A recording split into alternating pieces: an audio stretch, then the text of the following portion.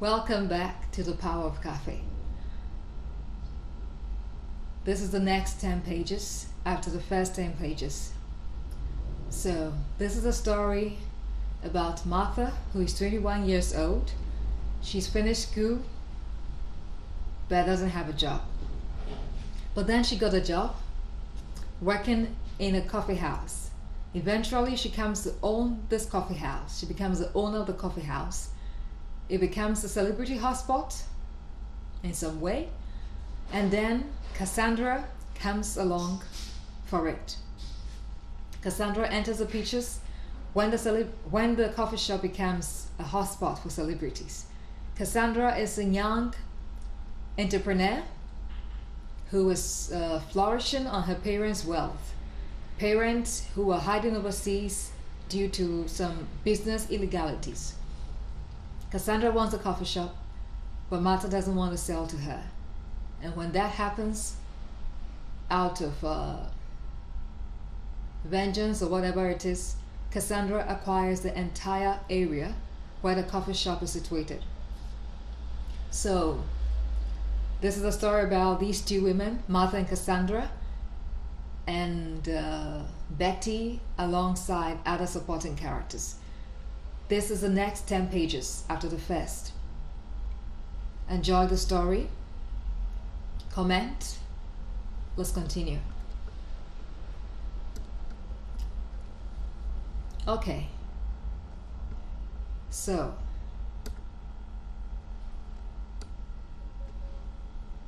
Betty was elderly, like my mother, around 60 years old. She greeted me the usual way, that's good morning, and asked me to take a seat, but then I said I was looking for the manager because I wanted to find out if there was any vacancy for waiters. She smiled as if acknowledging that I was needed there. Well, at the moment we don't need a waiter because we are quite capable of managing with what we have. However, there is something we might need help with. Those were Betty's words. Okay, I could help with anything, I said, smiling, but wondering what it was and if it was something that I would like to do. Good. Have you ever worked in a restaurant or a simple diner before? No, please, but I could. Anything at all, I would appreciate it. All right, come with me, please, she said, and then I followed.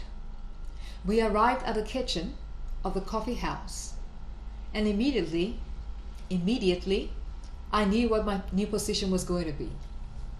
So we arrived at the kitchen of the coffee house, and the moment we got there, I knew the kind of help they needed me for, okay? I began to nod before she even mentioned it. That is it. We need someone to take care of the dishes here. Can you do it? Yes, of course. I can do it. I smiled, happy that it wasn't going to be a big deal of a job. And also happy that I now had something to do. Washing dishes. Well, good. I like your enthusiasm. So, when would you like to start? Today. Now, if it's okay.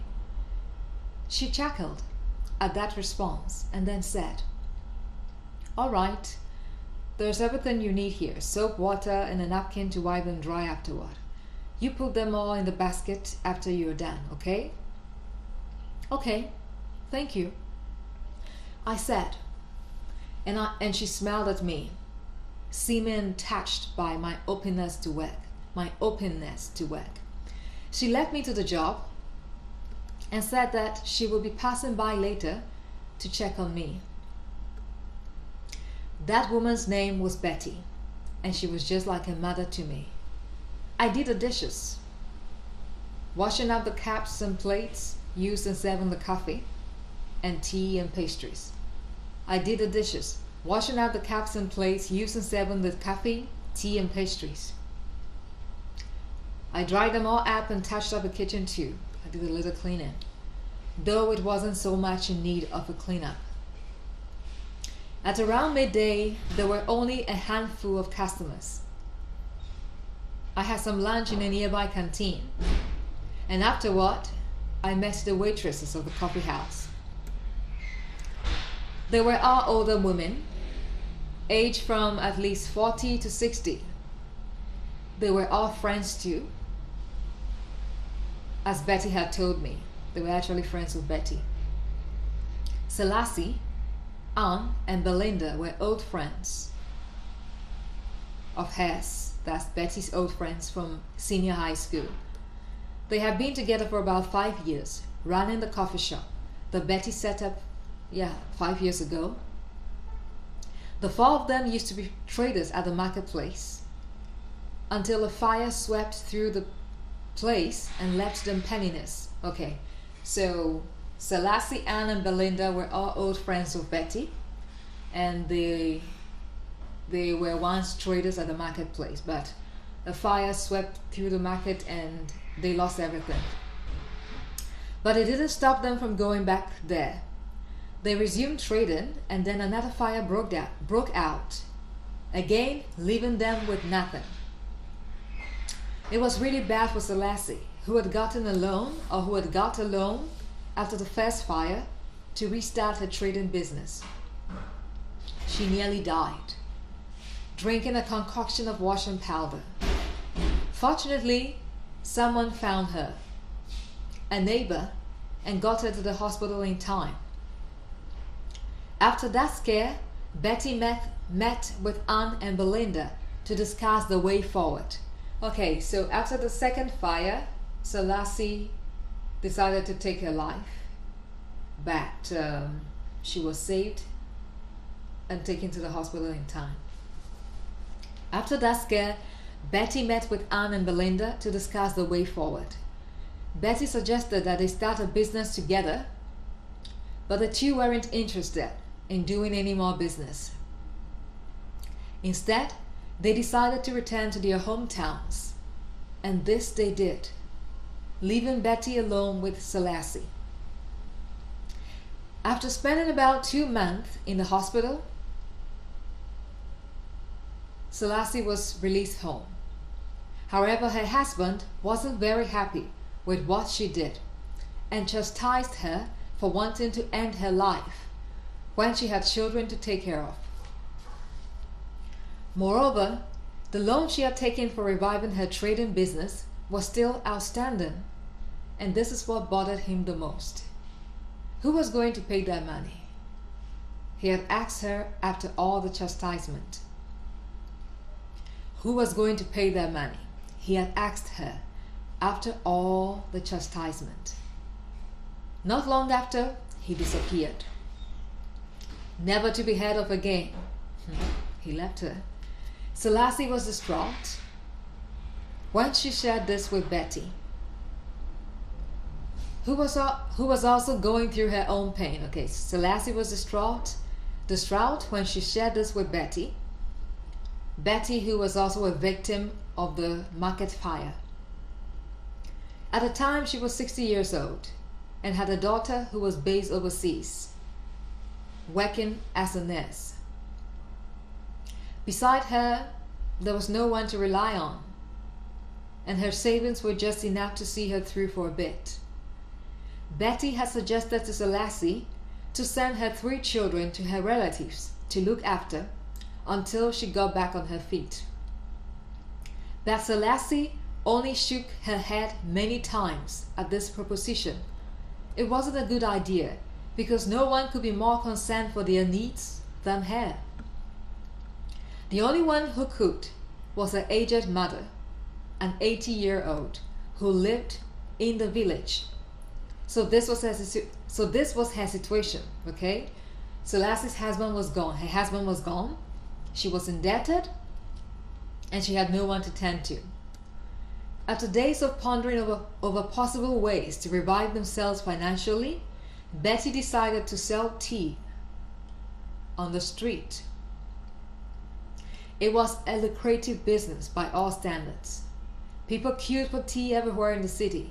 Tables with sachets of coffee, powdered chocolate, bread and eggs were abound, and people were cashing in on it. Betty set up her table at a strategic part of the neighborhood after paying a fee to use the place. It was by the roadside, open to all pedestrians and drivers of all kinds of vehicles. I mean, tea is big business in Africa, and I believe especially in Africa and other developing worlds.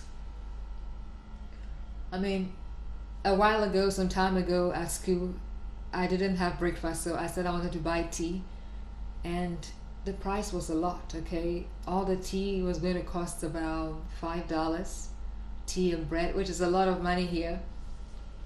So I opted out of buying the tea and decided to wait for something else, okay? So tea is a big business and it brings a lot of money. Okay, so Betty set up her table. She had crates of eggs and fresh bread ready for every sale. She had no assistant, so she asked Selassie to give her a hand, and that's how they shot off. Within a week, they had made about $20 in sales. And in a month's time, they were full of smells. So from the tea table came the tea house. And when the others, that's Anne and Belinda, came to visit one day, they realized that this was some history they wanted to be a part of. Now, I felt so good about being there with these great women. I was smiling the entire time as Betty narrated the story to me. It was the best feeling I have had in a while. The feeling of being at the right place, like where I was destined to be. At 7 o'clock, the shop was closed. I did the dishes and left with a pack of coffee and some pastries. There were 6 caps and a mixture of cake, bread, tart, and some spring rolls that Betty had reserved for me. In fact, she mentioned that this was going to be a regular thing, that I was always going to go home with some of the goodies from the shop. It was a complimentary offer to the little salary I would be receiving at the end of the month, $13, which was going to shoot up when business got better. I arrived home beaming, okay? I got home beaming. But when my mother saw me at the door, she flatly greeted me and asked how work was. Flatly greeted me. I replied that I had a great day and then showed her the goodies that I had brought from work. She wasn't pleased. She began to ask me about the job, since I had earlier told her over the phone that I was working as a waiter in a coffee shop. She asked me why, since she knew that I had a place in the electronics shop. I told her it wasn't a good job for me because I had to start running shift, night shift. That is when she cooled down, nodding in agreement with my decision to avoid the night shift. So, how is the coffee? Is it nice? She asked, approaching me, and then got hold of my bag, of the bag in my hand. Yes, it's very nice. There are some pastries too. It's all in the bag. Oh, okay, that's nice. Hey, how many cups did they give you? 6? Yes, 6, I said, and then quickly walked away to the washroom. I let out a ton of warm water from inside, and then spent some moments reflecting on the day's success. I had a job that I loved, a job that was forever going to be mine. I was indeed lucky. I had a long shower and then took some of the coffee with the pastries before settling down on a nice meal for Mama. I drank 2 cups of the coffee, enjoying it with pastries, enjoying it with the pieces of cake and tart, yes, and stayed up until midnight before going to bed. It wasn't because of the coffee. It was because I was too happy to sleep right away. I was selecting what to wear the next day, wiping my shoes for the next day, and then spent the rest of the time watching some minutes of a movie. But I wasn't interested in that because my mind was elsewhere. I was told by Betty the business began at 7 o'clock. However, I could get there by 8. Nonetheless, I was up by 6 and getting ready to leave. Mother asked me to tell Father about my new post, even though she had briefed him earlier. However, I had to wait for him to wake up. I stayed until he did, around 7 o'clock, and then went into his room and narrated the full story behind the establishment of the coffee house. He was so impressed that he asked to see the place one of these days. When I finally set out of the house, it was 7:30 a.m., and I couldn't wait for the bus, so I took a taxi, which cost me about $3. Wow. It was as if the whole town had been waiting for the coffee shop to open at the first light of dawn. It was already full by 8. Chock full. Selassie and Anne were moving about in top gear, 7 table after table. There were mostly men, ordinary laborers, construction workers, students, and then those who seemed to work in the corporate world.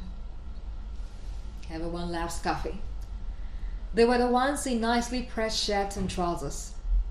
I didn't see anyone in a suit until one man got up and left after about 10 minutes of my arrival. He was dressed to the nines, in a black suit and dark trousers. I didn't see him getting into his car because I was waiting at tables, but I could imagine it would be a nice one. Yes, I could imagine it was going to be a nice car. Being dressed to the nines. Belinda had been in the kitchen making the coffee because Betty was absent. When I got there, she was too busy to look at me. She just said I should hurry and go and serve the guests. When it was around 11 o'clock, that's 11 a.m., most of the customers had already left. The room was sparse, with only about 12 people, 12 young people who seemed to have nowhere to rush up to, as they sat chatting and laughing audibly. I enjoyed waiting the table so much that I told Selassie, Anne, and Belinda about it. They all laughed and said that I could do it if I wanted to. Switch from the dishes. Okay, so I enjoyed waiting the tables, and I told them that I like to be a waitress. So they said, sure, I could just do the waiting and stop the dishwashing. Okay, really? I said, and Belinda nodded and asked me to switch with Selassie. I was too happy to comply. But then I thought of my salary and asked what would become of it since I was changing positions. Switching from being a dishwasher to a waitress. They all laughed once again, and Belinda explained that it was going to remain the same, yes, the same $13, until business got better and I had a raise.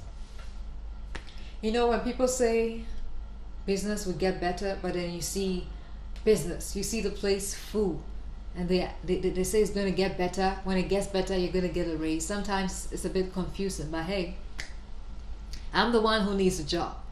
$13 a month, plus going home with some coffee and pastries. Forget the coffee, the pastries is what I want.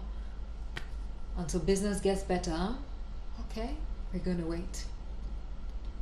So, I had the liberty to switch from being a dishwasher to being a waiter. But I wasn't going to get a raise or a different salary as a waitress until business got better. So on my second day at work, I had a new position, waiting tables. At lunchtime, I went out to the same canteen, but this time around with Selassie and Anne, who paid for the meal. It was a big one, some cooked yam with cabbage stew, an egg, and some chicken. My eyes glowed at its sight, but I was a little shy to eat with them. So I took my time, and they noticed it and said that I had tables to wait, so I had to hurry up. In fact, around midday to 1 p.m., there isn't much traffic at the house. People start to fill up the place from 3 p.m. Betty didn't come at all that day, and naturally I wanted to know why. She was resting, I was told. I missed her and wanted to thank her for the package yesterday. By 7 p.m. we were closed, and once again I left home with some coffee, 2 cups this time, and some pastries, okay? My new work life was fun. More so was my latest friend, Betty.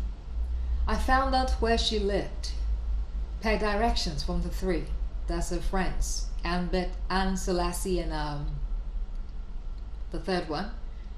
So I found out where she lived per directions from the 3 and paid her a surprise visit. She was full of smiles to see me, and then asked how I came to know her place. But before I answered, she began to nod on realizing it. Betty was alone in that small but welcoming house. She told me about her daughter, who was working overseas as a nurse. She often came home during the holidays, and that's when she had company. It was a stand-alone building, which she was renting. Yes, a stand-alone building that she was renting. But there were neighbors, okay, not next door, but close enough for her to seek help from, in case of anything. It was a quiet place, according to her, with no cause for alarm. No robberies, no wild parties, no funeral ceremonies stretching late into the night and disturbing everyone. However, she sometimes had some little scares from reptiles that seemed to have lost their way as they dragged themselves across the yard. She told me how she found one such goblin right outside the doorstep one evening.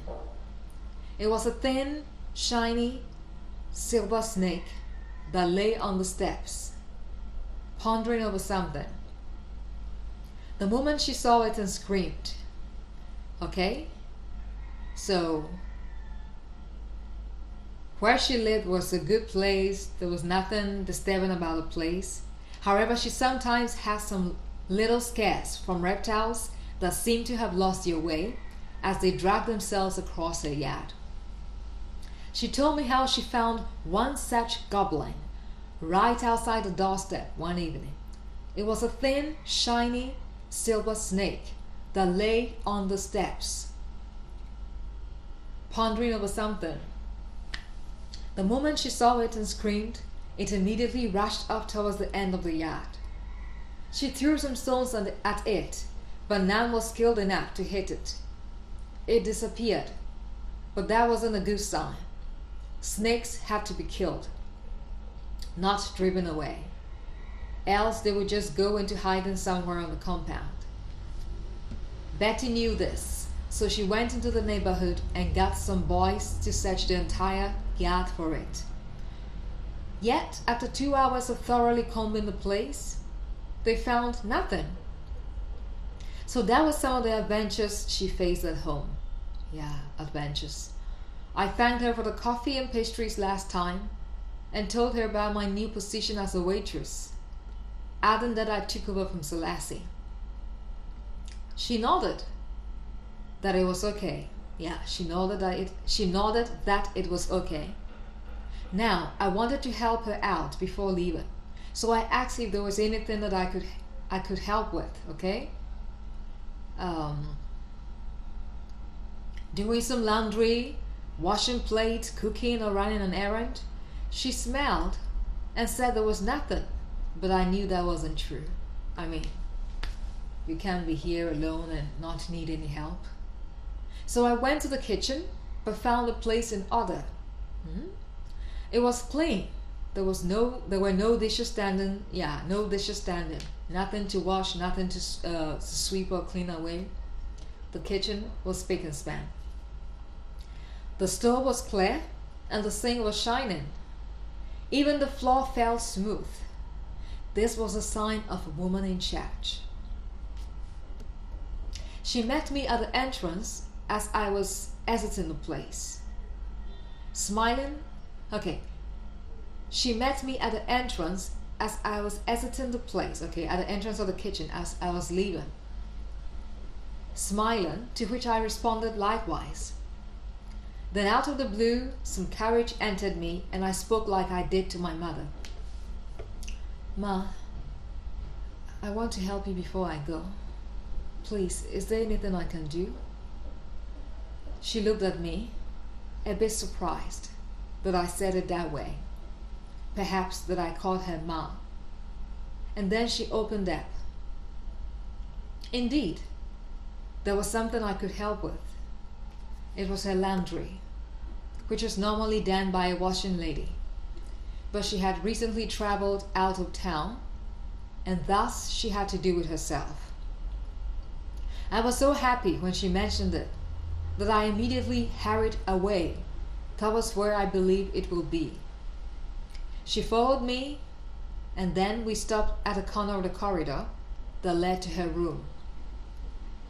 There at the corner was a large laundry basket that contained some clothing. It didn't seem much, but she asked that I do only the first 5 clothes that she had selected for me.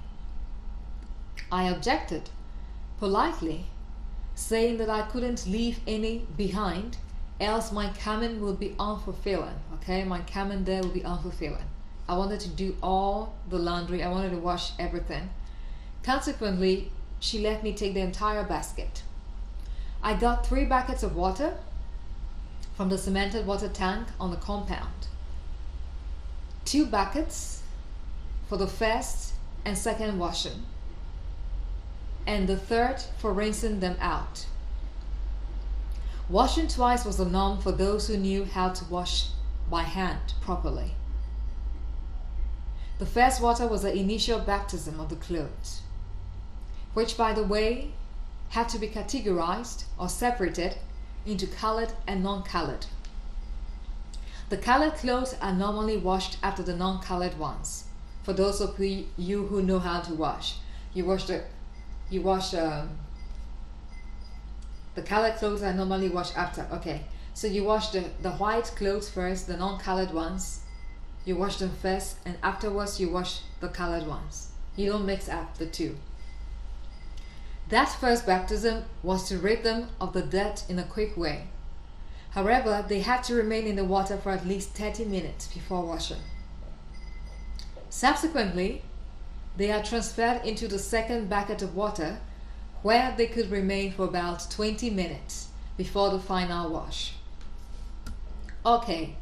So there are 3 buckets of water. The first one is to baptize the clothes.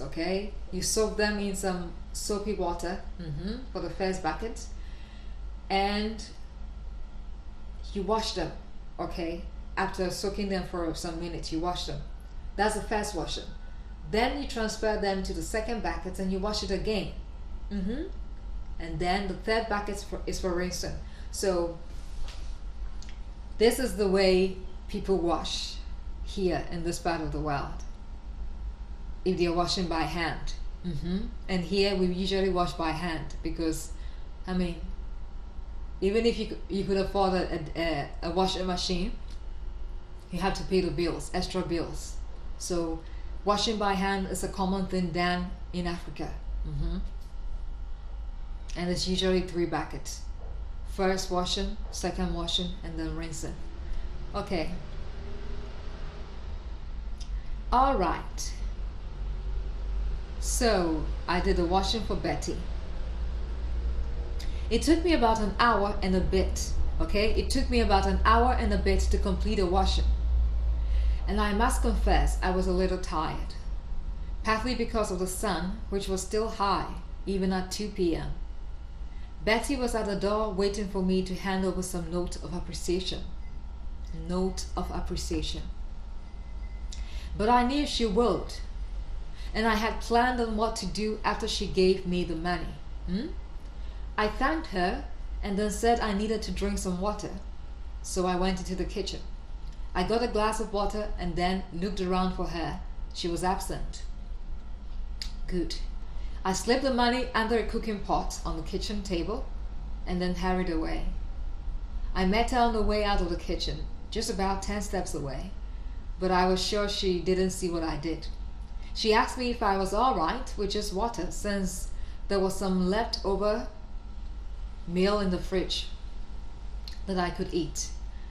I thanked her for her concern, but claimed that I wasn't hungry, and then I left. I didn't want to tell her that I would be coming around often, afraid that she might refuse another favor from me. However, I included it in my weekly routines, visiting her once in 2 Saturdays. Once every 2 Saturdays. Because Sundays, however, I included it in my weekly routines. Okay. So I didn't want to tell her that I'll be coming often, but then I started visiting her, okay, once every 2 Saturdays. Once in 2 Saturdays. Because Saturdays was everyone's day off. Okay, so that is how I became close to Betty. I, in the person of Martha. That is how I became close to Betty. So this is the end of the next 10 pages. Okay, this is about 20 pages of the novel The Power of Coffee. That first sip could change everything. The story about Martha, who is 21 years of age. She finished school, university, but couldn't get a job, and then she got a job in a coffee shop and eventually owned it. And then Cassandra came along after the coffee shop had acquired some celebrity status. It had become a popular hangout for people. Cassandra comes along and wants to acquire the coffee shop, but she says no. And then Cassandra acquires the entire area where the coffee shop is situated as a way of revenge or whatever. So this is the 20th page of the Power of Coffee. I'll be back in a few minutes to continue the story. So wait for me.